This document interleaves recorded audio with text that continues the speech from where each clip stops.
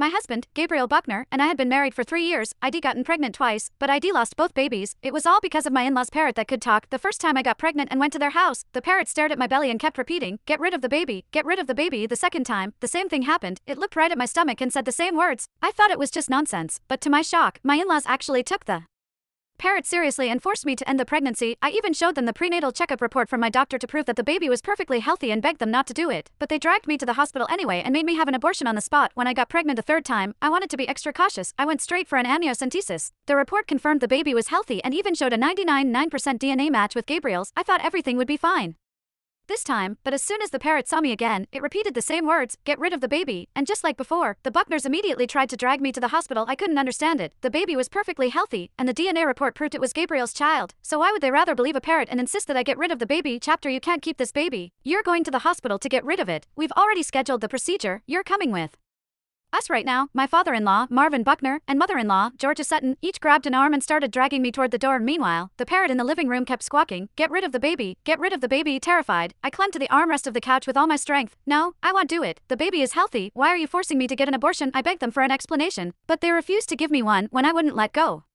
Marvin pried at my fingers and scolded me harshly. "You're our daughter-in-law, stop with the nonsense. If we tell you to get rid of the baby, you have to get rid of the baby." As he pried off my last finger, my fear turned into unbearable anguish. I broke down completely, screaming through my tears, "The baby is healthy, and the report makes it clear that this baby carries the Buckner family's blood. So why on earth would you rather believe a parrot's nonsense and force me to get rid of my own baby over and over again?" This was my third pregnancy. The first time, I was only 5 weeks along when they heard the parrot say, "Get rid of the baby." They then dragged me straight to the hospital for an abortion, without a single word of explanation. The second time, I was a month along. They listened to that parrot again and forced me to get an abortion that very same day. Even then, they didn't bother explaining anything. I resisted both times. During the second time, I even showed them the prenatal report proving that the baby was developing normally, but they didn't even bother to look. This time, I waited until I was 3 months along. Then, I underwent an amniocentesis and a full series of tests. Everything proved beyond doubt that the baby was healthy and that its DNA matched my husband, Gabriel Buckner's. Only then did I tell Marvin and Georgia, yet their reaction was the same. They insisted that I terminate the pregnancy no matter what. The thought of losing this baby filled me with rage and despair. Was my third baby destined to be taken from me as well? Instead of answering my pleas, they kept dragging me toward the door. I wasn't strong enough to resist. In the end, they forced me outside. While we waited for the elevator, I begged them desperately, "Please, I'm begging you, this baby is innocent. You can't take its life away. That parrot is just an animal. Stop listening to it. Please, let me keep this baby." But even as I cried and dropped to my knees, they didn't waver.